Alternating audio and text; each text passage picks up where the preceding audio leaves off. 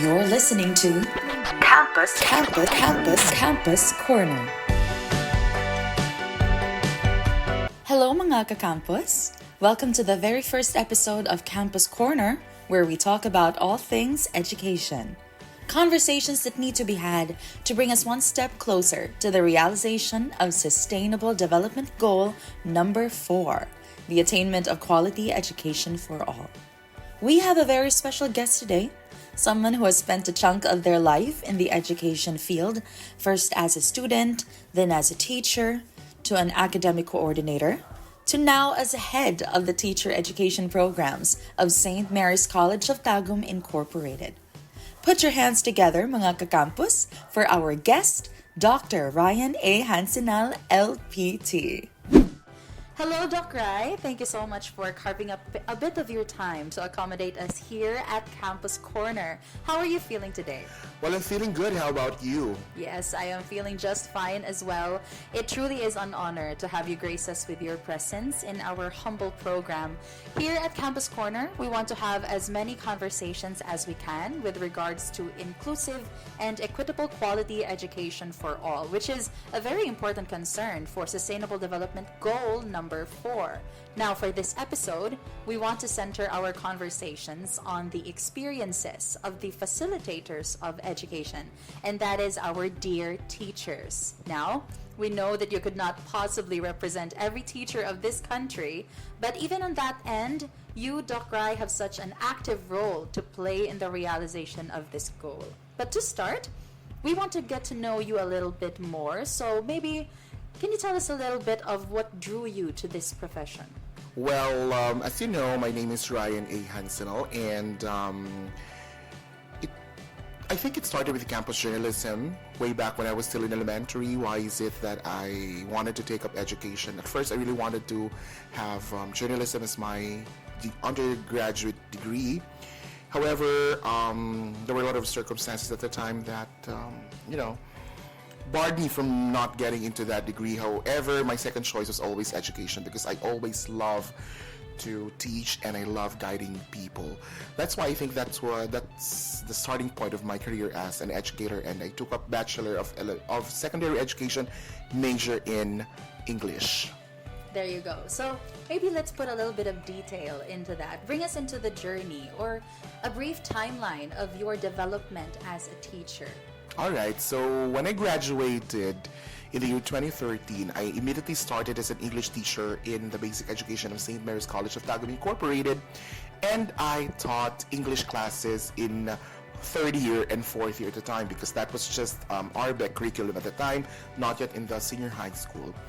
So after that, it took me a while, it took me 2 years before I was promoted as the subject area coordinator under English and Filipino and Rin Palipunan language, and that's where I also began dealing with teachers, monitoring them, and making sure that they're improving in their craft.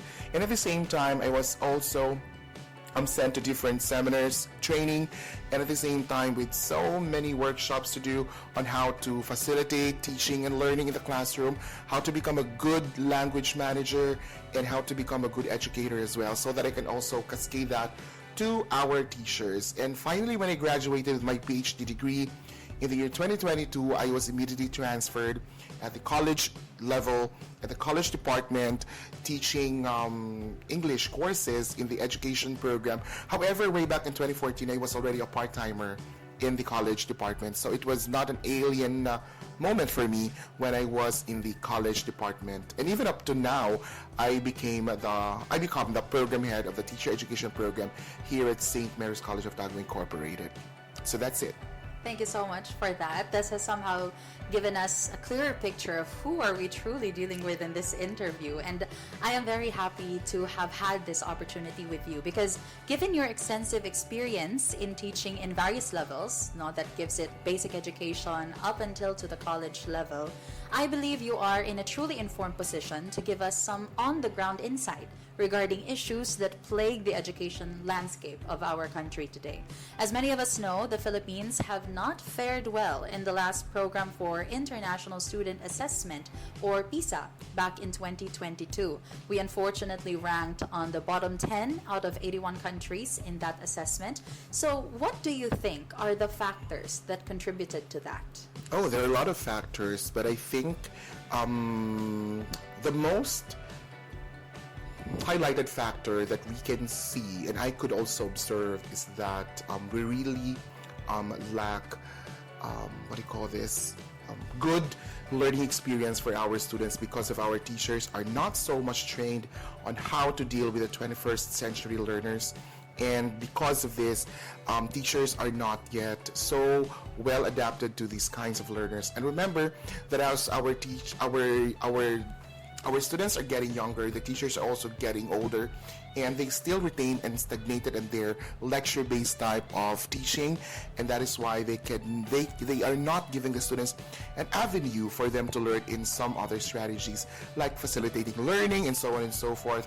That is why for me the students are also cannot respond well to the demands of that particular test because of such educational experience in the classrooms.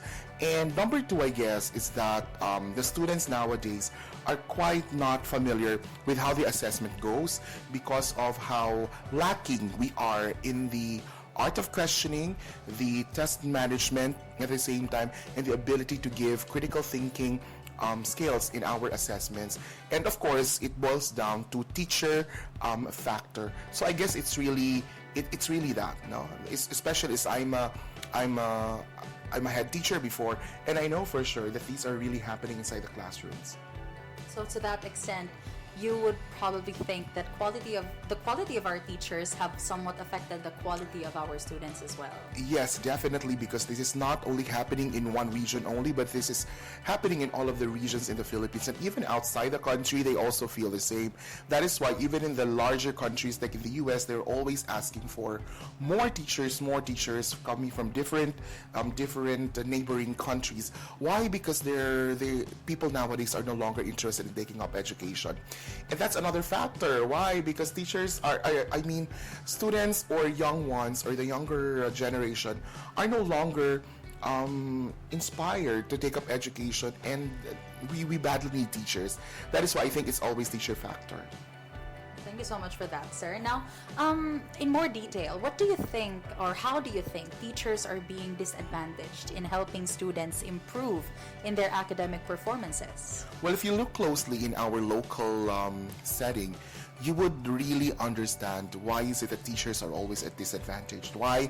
Because they lack resources. The scarcity of resources in the public school system, even the private schools in some low urban areas like in Tagum City perhaps, we really lack resources. In the classroom, some even classrooms do not have TV sets, right? So that's even a basic thing for a classroom to have, but we don't have that. Therefore, I think that's really putting the teachers at the advantage, and they cannot maximize their ability to teach, their delivery, and also adds up to the pressure and to the stress that they're having. Aside from that, there are also a lot of ancillary tasks that our teachers are doing in the classroom. And for example, if you look closely into the scope of the public school systems, you would know that these teachers are not only teaching, they're even handling gulayan sa paaralan, they're even handling feeding and programs and so on and so forth. They even fix the fixed chores in their classrooms, and that's even a job of the teacher. So you see, teachers really in the Philippines are really at a disadvantage. That is why they cannot really put their focus on teaching alone because of so many tasks and with the scarcity of resources. Now, how do you think teachers could be assisted or supported better in their pursuit of improving their students' performances in their academics, given that all of these things, these realities that you have shared with us right now, how do you think they could be helped? They could be helped by providing them more resources, not only financial resources, but resources in terms of training and workshop. And this should be extensive to the fact that it is not only concentrated within the master teachers, but it must be cascaded going to the teacher, to the first rank teachers. Why? Because again, I said it before that we lack resources, and that financial resources for sure, because again, these teachers really need our support. Aside from that, other programs can also be of great help. So for example, giving them mental health breaks, and also allowing them to have their allowing them to also deload some of their loads. Well, I think that's the support that they need also. Now, based on what you have experienced firsthand, what are programs or trainings that you have undergone that you think every teacher could benefit from in improving their work? So recently, I went to an international conference for teacher education, and it was in Iloilo Convention Center, and it was spearheaded and organized by UP College of Education in Diliman. Now, they had invited a lot of prestigious academicians in the world. One was John W. Creswell, and we know that he is a very well-known researcher and the father of qualitative and mixed methods research. Now, in that particular 3-day seminar, we only talked about one thing, and that's the common ground. Number one is AI. Now, AI is really dominating the world today, not even in education, but in all aspects in human lives. And that's what we call the generative AI, the ability to generate ideas and the ability to generate things. And I think we know that. Now, what we talked about is how do we handle that in schools, and how do we safeguard ourselves against the misuse of AI and the integrity of academic work in the schools. Now, honestly, there was also a representative coming from CHED at the time, and they were talking about safeguarding themselves and the ethical considerations in using AI. However, they are also very much honest that it was not yet publicized, the one that they had created about the ethical considerations in using AI. But soon they will publicize that. However, they are very optimistic in using AI in schools. As a matter of fact, they're even saying that everyone must really have the knowledge, the basic knowledge on how this AI works, especially at the advancement in education. No, that's number one. Then were also talk about Education 5.0. Now, this is very interesting because what we know of recently is only Education 4.0. Now, why is it that there was Education 5.0? This is because of, again, the emergence of the AI in the education sector, in the education world, and that is why they have also come across with Education 5.0. Then what is that? It's about the humanistic approach to AI, meaning to say that learning with AI must still have a humanistic approach. That means to say that we are not only using AI to just give us conveniently the answers or providing us immediately the assignments or whatever that you would like the AI would do, but it's all about humanizing it, giving it a heart, because it's always the teachers, who is the center of the education. So I think that's one of the training and workshops that they must know. Another perhaps is the digital platform in the 2028 scale. Why? Because again, as what I made mention, that in the Philippines, teachers really do lack the sources, right?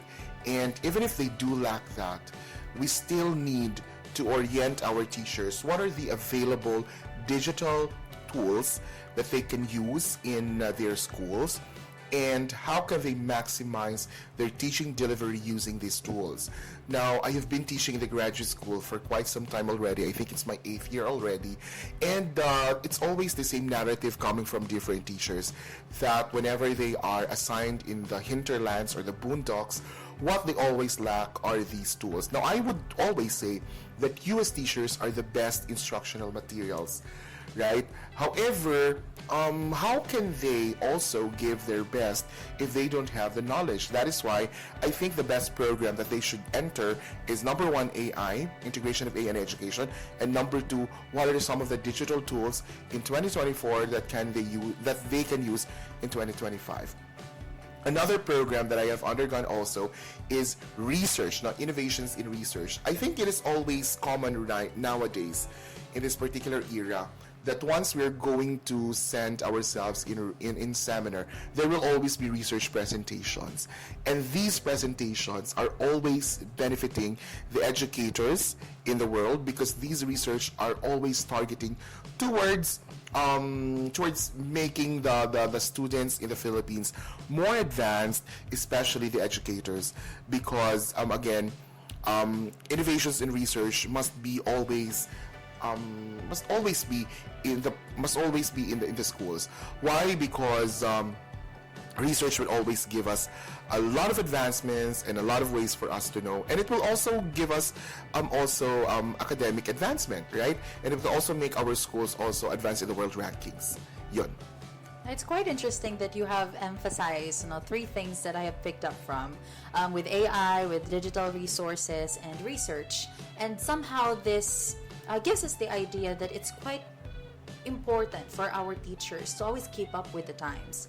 Now, how important do you think it is for teachers to always be up to date with these things? Well, it's very, very important that they must always be updating themselves and upskilling themselves in so many teaching aspects. Let's say, for example, in every year, that's why I said I would like also to share that as a school head or a program head, we always allocate budget for training and workshop and seminars for our teachers, and we give ample, sufficient amount for them to know more about their craft and how are they going to improve themselves.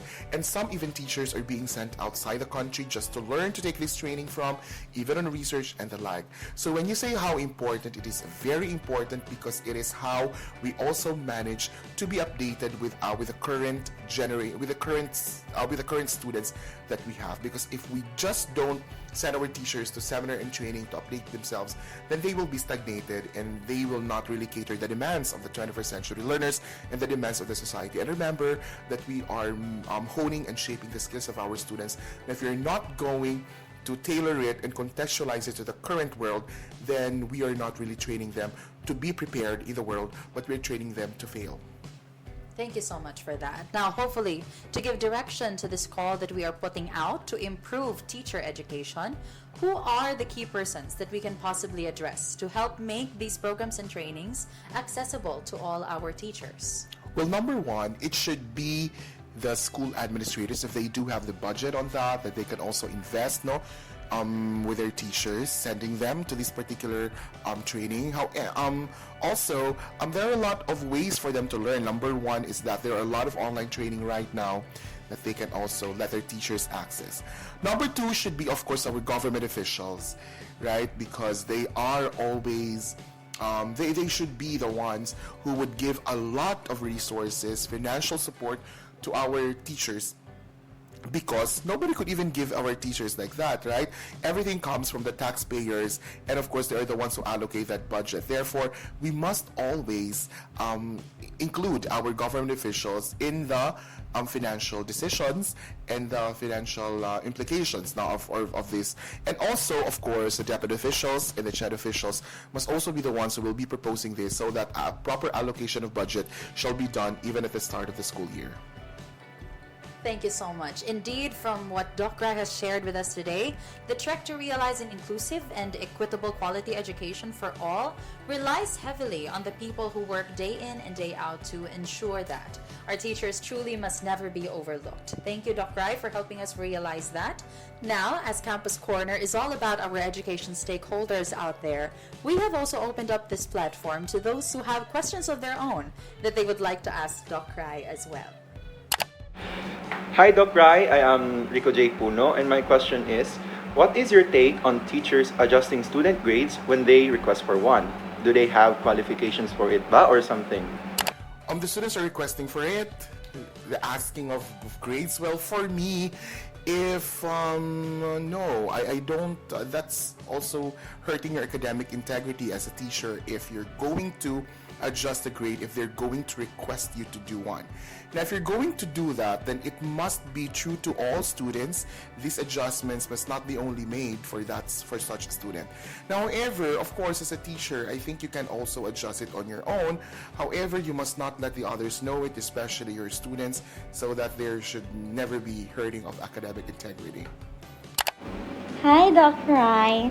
My name is Maris Navidad, and I just really want to know po, do the teachers' impressions of their students affect their perception of the students' academic performance? Definitely yes. That's why I always tell my students during orientations to always give the best impression. Why?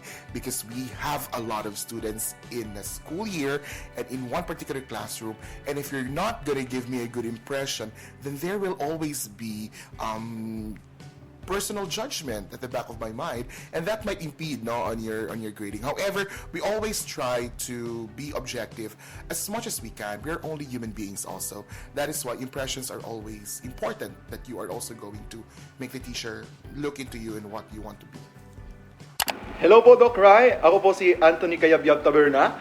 What can you say about teachers being canceled online for the way they do their jobs?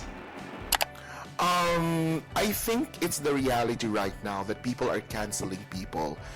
But my take on that is that I don't care even if I'll be canceled by people and they're not paying me, right? So for me, I'm all right with that, and they don't know the whole totality of my job and the process. That's why I really cannot give them even a second just to judge me or whatever. I think it's the reality, but if it will happen to me, why not? And if it will happen to others, then I'll be sad about it, but move on. Life is not about how people perceive us in the online platform, but it's all about what we do and what we work for, and that's what we are aiming for, right? Good day po, Doc Rai. I am Kenneth Francinal. My question is this. How are teachers affected po ba when students stereotype them for being terror or easy or the likes? Well, I'm kind of disappointed. Why? Because students, of course, it's in human nature that you're going to have judgments on your professor, on some other people. But if I would be hearing it from one particular student who seems so good at everything and who seems so bright and academically good, then I will be disappointed. Why? Because your judgment is preceding you, and that's not nice, right? So for me, it's all right that you stereotype professors or teachers, but I hope that you would also know that these are not the real teachers as they are, because some teachers are even terror because of the students. No, they are not terror because of who they are really, but because who are they dealing with, right? So yun. Hello po, Doc Rai. I am GL Juducio po, and I am just curious lang po. Do your emotions affect the grades that you give to students po ba? Sometimes yes, if I know that the student is struggling, that his parents, or perhaps he has no parents at all, and if wala siyang pambayad in tuition, so there are a lot of considerations you must do. However, you still need to be objective at all times. But yes, to answer your question, sometimes emotions are also part of how you grade or assess students. Dr. Rai, I am immensely grateful for your time and the insights you have given us here at Campus Corner. I know there is so much that was still left undiscussed, but who said the pursuit to SGD4 was an easy one, right? Nonetheless, one step closer to it is a big enough help as it is. And that's made possible because of you today. Any parting words to our listeners? Well, I hope that you will be taught well by a good teacher so that you will be also a good citizen and also make a good significance in this world someday. And that is it for today's episode. Great to have you tuning in, mga kakampus. I hope this episode shed some light into the realities and experiences of the very people set out to bring the quality education we so greatly desire for all. Now, the interview may be done, but the conversation isn't. Let us know your thoughts in the comments by adding in hashtag SDG4Teachers. Again, that's hashtag SDG4Teachers. Let us know as well who you want to hear from on our next episode. We have so much to learn from our other stakeholders as well, and they have a very welcome space here with us at Campus Corner. Join us again next time. Goodbye and mabuhay.